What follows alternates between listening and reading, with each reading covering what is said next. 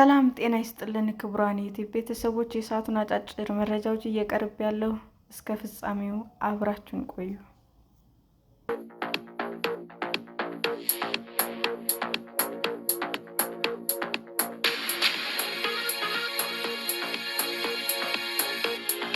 ፓርቲዎቹ የትግራይ ክልልን የምክክር አጀንዳ በአዲስ አበባ ለማሰባሰብ እየቀረበ ያለው ሀሳብ ውጤታማ አይሆንም አሉ።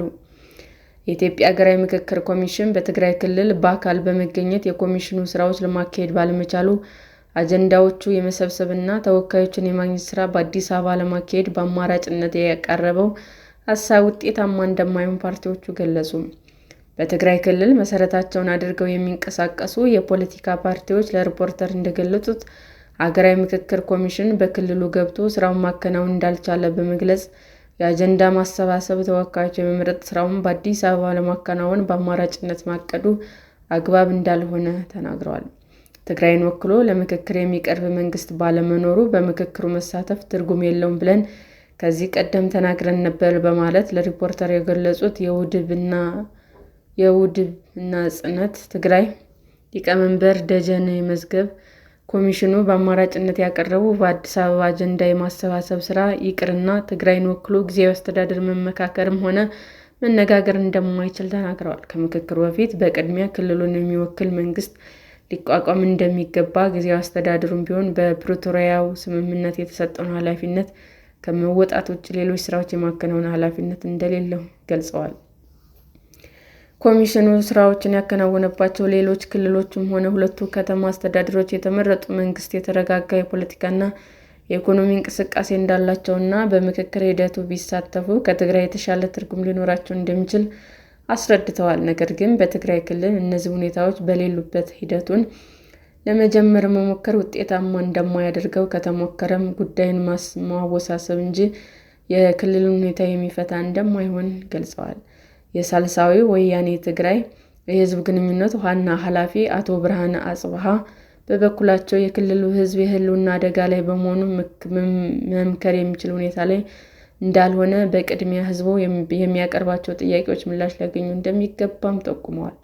በመሰረታዊነት ውይይት የሚጠላ ህዝብ የለም የሚሉት አቶ ብርሃነ እንደ ፓርቲም በሰላማዊ የፖለቲካ ትግል ውስጥ የምንገኝ እንደመሆናችን በክልሉ ለውጥ እንደሚሰራ ፓርቲ በመርህ ደረጃ አንቃወምም፣ ነገር ግን የትግራይ ህዝብ ያለበትን ሁኔታ ያገናዘበ አይደለም ብለዋል። ከኮሚሽኑ ስራ በፊት የፌዴራል መንግስት ተፈናቃዮችን መመለስ፣ የግዛት አንድነት መመለስ፣ ፍትህና ተጠያቂነት ማስፈን እንዳለበት፣ እነዚህ ሁኔታዎች ከስተካከሉ ህዝቡ በውይይት መሳተፍና ሀሳቡን መስጠት እንደሚችል ገልጸዋል። ከዚህ ቀደም በክልሉ የሚንቀሳቀሱ ፓርቲዎች ኮሚሽኑ ባዘጋጀው ውይይት ላይ መሳተፋቸው ይህም የፓርቲዎች መብት መሆኑን፣ ነገር ግን የሚሳተፉ ፓርቲም ሆነ ግለሰብ የትግራይ ውክልና ሊኖረው እንደማይችልም ተናግረዋል። ይህ ሁኔታ ባለበት ኮሚሽኑ በአማራጭነት አጀንዳዎችን የመሰብሰብ ተወካዮችን የማግኘት ስራዎችን በአዲስ አበባ ለማካሄድ ማቀዱ ውጤት እንደሌለውና የትግራይ ህዝብ ሊወክልበት የማይችል መሆኑን ጠቁመዋል።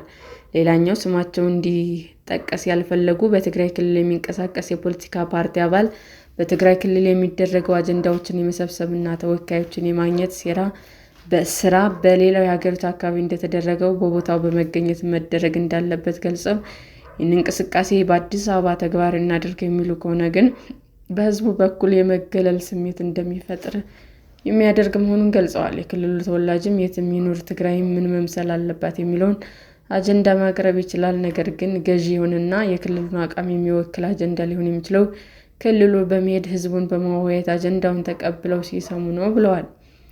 ነገር ግን በኮሚሽኑ በኩል በአማራጭነት የቀረበው ሀሳብ ከጥቅሙ ይልቅ ጉዳቱ እንደሚያመዝንና የቀረበው ሀሳብ የትግራይ ህዝብ ሀሳቡን መግለጽ የማይችልበት ሁኔታ ውስጥ መሆኑን የሚያሳይ በመሆኑ አስቻይ ሁኔታ እንዲፈጠር ጫና መፍጠር እንደሚኖርበት ጠቁመዋል።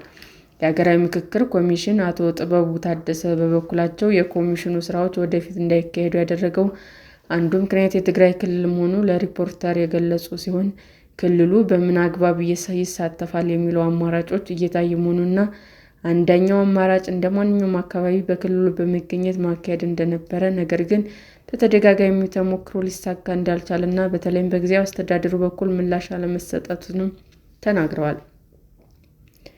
በዚህም ክልሉ ለማሳተፍ ሌሎች አማራጮች ምንድናቸው የሚለው ላይ እየተነጋገሩ መሆኑን፣ አንዱ አማራጭም አዲስ አበባ ላይ ማካሄድ እንደሆነና ነገር ግን አዲስ አበባ ላይ ተደርጎ ማለት ክልሉ ላይ አይካሄድም ማለት እንዳልሆነ ገልጸዋል። ክልሉ ላይ ባለው ሁኔታ ምክንያት አጀንዳዎችን መሰብሰብና ተወካዮችን ማግኘት የሚቻልበት አንዱ ዕድል እርሱ ሊሆን ይችላል። ግን ደግሞ በቀጣይ በክልሉ አመቺ ሁኔታ ሲፈጠር ሂደቱ አይቀጥልም ማለት ላይሆን ይችላል ብለው ነገር ግን በክልሉ ማካሄድ ጨምሮ በሌሎች አማራጮች ክልሉ የሚሳተፍበት ሁኔታ እየታየ መሆኑንም ጠቁመዋል።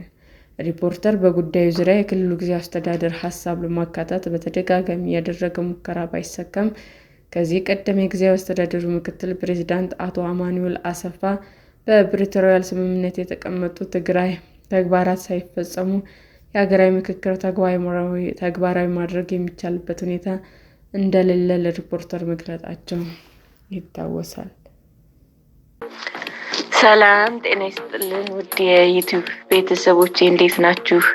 አዲስ ጀማሪ ነኝና ሰብስክራይብ ያደረጋችሁ አበረታቱኝ። አመሰግናለሁ። ዩቲዩብ አድማጮቻችን ለሰዓቱ ያቀረብኩላችሁ አጫጭር መረጃዎች ይህንን ይመስል ነበር። በሌላ መረጃ እስክንገናኝ ሼር፣ ላይክ፣ ሰብስክራይብ እንዲሁም ቢቀርብልን የምትሉት መረጃ ካለ ኮሜንት እያደረጋችሁ ቸር ቆዩን።